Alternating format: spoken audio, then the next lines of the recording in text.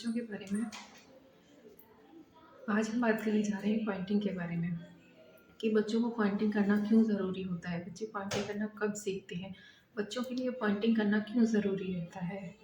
तो इन सारी चीज़ों कई सारे सवाल होते हैं जो हर किसी पेरेंट्स के मन में होते हैं कि अरे वो बच्चा तो पॉइंटिंग कर रहा है, मेरा बच्चा तो करना नहीं। लेकिन कई बच्चे ऐसे होते हैं जो काफ़ी शार्प माइंडेड होते हैं स्टार्टिंग से ही, तो वो जल्दी सीख जाते हैं। लेकिन कुछ बच्चे ऐसे होते हैं जो थोड़ा लेट सीखते हैं। मेरे भी 2 बच्चे हैं, मेरी 6 साल की बेटी है, मेरे 3 साल का बेटा है। तो मेरी बेटी की बात करूँ तो वो चीज़ों को बहुत जल्दी सीख गई थी, बट मेरे बेटे की बात करूँ तो वो थोड़ा टाइम लेता है सीखने में। सीखता है बट टाइम लेता है, तो हर बच्चे को अपना-अपना ग्रोथ रेट रहता है, तो हर बच्चा अपनी एज में आके सीखना इसलिए ज़रूरी है क्योंकि कुछ बच्चे जल्दी बोलना सीख जाते हैं, कुछ बच्चे लेट बोलना सीखते हैं। लेकिन अगर वो बोलना लेट भी सीख रहे हैं तो पॉइंटिंग ऐसी स्पीच है जिससे वो अपनी बातों को एक्सप्लेन कर सकते हैं। अगर उसे कुछ चाहिए तो वो पॉइंट करके बता सकता है कि हाँ, मुझे ये चाहिए। इसके लिए उसे पॉइंटिंग करना आना चाहिए। आप अपने बच्चे को पॉइंटिंग करना सिखा सकते हैं, क्योंकि कई बार ये रहता है कि बच्चा बोल पा नहीं रहा है और पॉइंटिंग उसे आती नहीं है, तो इस वजह से वो इरिटेट हो जाता है, वो अपनी बातों को एक्सप्लेन नहीं कर पाता है।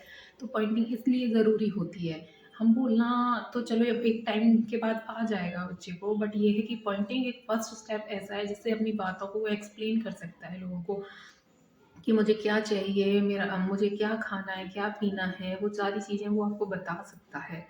नॉर्मल बच्चों की बात करूँ तो नॉर्मल बच्चे जो रहते हैं वो 1 से 1.5 साल का बच्चा पॉइंट करना सीख जाता है, लेकिन कई-कई बार ये रहता है कि बच्चे लेट पॉइंट करना सीखते हैं। मेरे बेटी की बात करूँ तो उसने 1 साल की थी, उसने पॉइंट करना सीख लिया था। जब वो 7 से 8 महीने की थी, तो वो बातों को समझती थी। अगर उसके सामने कोई हँसता था तो वो हँसती थी, लेकिन मेरे बेटे के साथ ऐसा नहीं था। मेरा बेटा चीज़ों को थोड़ा लेट सीखा है, वो उसने पॉइंट करना ही काफ़ी लेट सीखा है। मैं भी परेशान हो जाती थी कई बार इस बात को सोच के कि वो कैसे सीखेगा। तो कुछ ऐसी टिप्स थी जो मैंने ऐसी चीज़ें की थी जिससे वो पॉइंटिंग करना सीख गया था। जैसे कि जब स्टार्टिंग में बच्चा छोटा होता है तो किसी चीज़ के बारे में वो नहीं जानता है। तो आप कोशिश कीजिए उसको खुद पॉइंट करके, आप पहले खुद पॉइंट कीजिए कि देखो वो क्या है।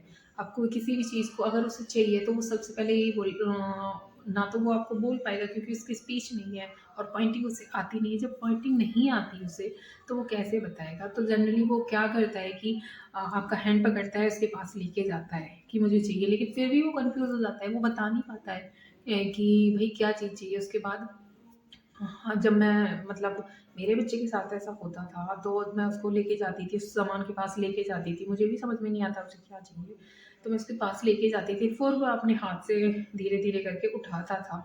लेकिन इस चीज़ से मैं काफ़ी परेशान हो गई थी कि इस चीज़ को हम अगर बोल के बताएगा या पॉइंट करके बताएगा, वो चीज़ें हमारे लिए भी आसान होगी, बच्चे के लिए भी आसान होगी। धीरे-धीरे करके ये चीज़ें बच्चे के लिए हैबिट भी बन जाती है कई बारी। तो पॉइंटिंग इसलिए भी ज़रूरी है कि हम बच्चे अपनी बातों को एक्सप्लेन कर पाएँ। तो आप पॉइंटिंग करना कैसे सिखा सकते हैं?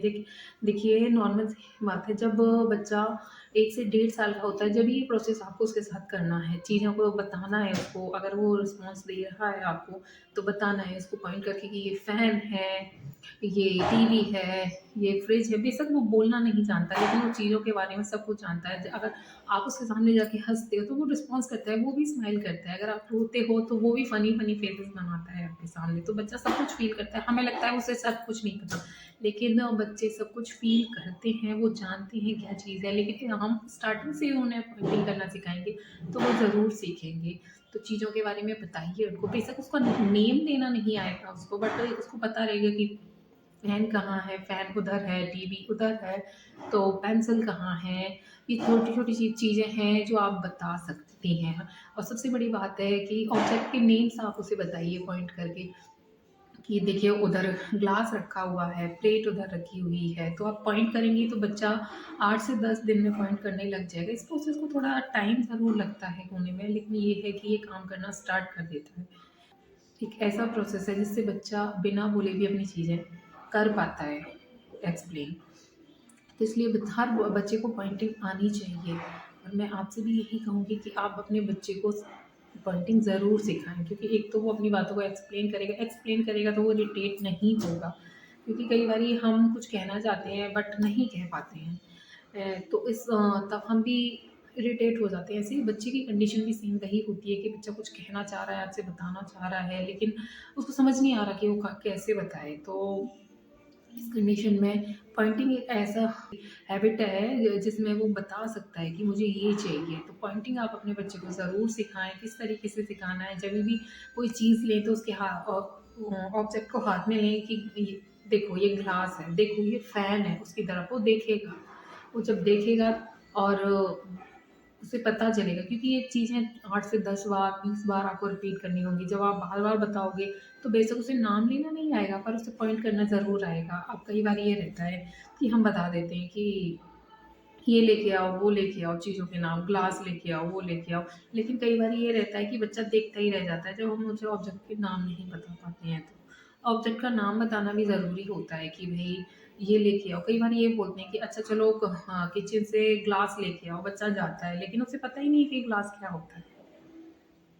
उसको पता ही नहीं रहेगा तो वो कैसे बताएगा? तो इसीलिए पॉइंटिंग के थ्रू उसको ऑब्जेक्ट का नाम भी साथ-साथ बताएँ कि भई ये ग्लास है, ये कटोरी है, ये प्लेट है, ये स्पून है, ये फैन है, ये सारी चीज़ें। हैंड में लेके उसको दिखाएँ तो वो देखेगा तो उसको पता चलेगा कि हाँ, ये प्लेट है, ये ग्लास है, ये सारी चीज़ें आप उसे बता सकते हैं। और पॉइंटिंग इसीलिए ज़रूरी है ताकि आपका बच्चा बिना स्पीच होने के बाद भी अपनी चीज़ों को एक्सप्लेन कर सके।